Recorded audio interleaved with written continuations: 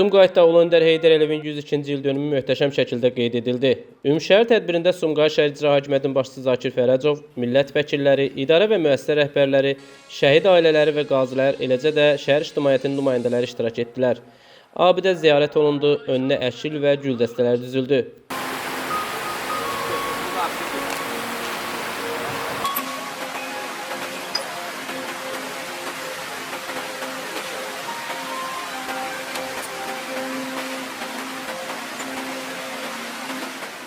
Tədbirdə Heydər Əliyevin müstəqil Azərbaycan inkişafındakı rolunu və onun irsinin əhəmiyyəti vurğulandı.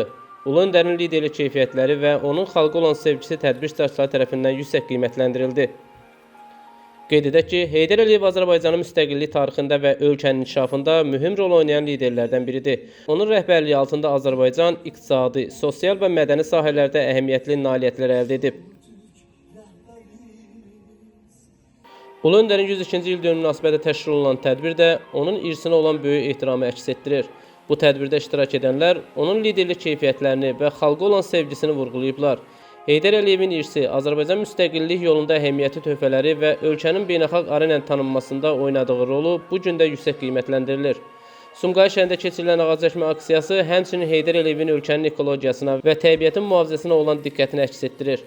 Bu təşəbbüs şəhərin yaşıllaşdırılması və ekologiyanın qorunmasına yönəlik mühüm addım kimi qiymətləndirilir. Heydər Əliyev haqqında yazılan hər bir məqalə onun irsinin və Azərbaycanın inkişafındakı rolunun əhəmiyyətini bir daha xatırlatma imkanı verir. Onun adı və irsi gələcək nəsillər üçün də daim əhəmiyyətini qoruyacaq. Xüsusilə vurğulayaq ki, xalqımızın ümumi lideri Heydər Əliyev o qədər güclü şəxsiyyət idi ki, keçmişdə bir dəfə deyiblər, Azərbaycanı qurtarmaq lazımdır. Cavab gəlib ki, zəhmət olmasa Heydər Əliyevi çağırın. Yəni belə bir problem varsa, Əliyev həll edər məntiqi var idi. Heydər Əliyev təkcə siyasətçi deyildi, o xalqın atası idi. Çünki bu insan tarix yazıb. O təkcə keçmişimizi deyil, bu günümüzü də qurub. Çünki tarix dərs deyil, keçmişi unutmamaqdır. Çünki Heydər Əliyev təkcə tarix kitablarına düşən şəxsiyyət deyil, o tarix yazan adam idi. Və biz unutmuruq, Heydər Əliyev var idi. Var və daim var olacaq xalqın qəlbində. Sonda deyim ki, mən fəxr edirəm ki, Azərbaycanlıyam demək təkcə söz deyil, bu bir məsuliyyətdir və bu məsuliyyəti bizə Ulu Öndər miras qoyub. Nizami Rəsulov, Fərhad Rəkbərli, xüsusi olaraq Dinaz TV üçün.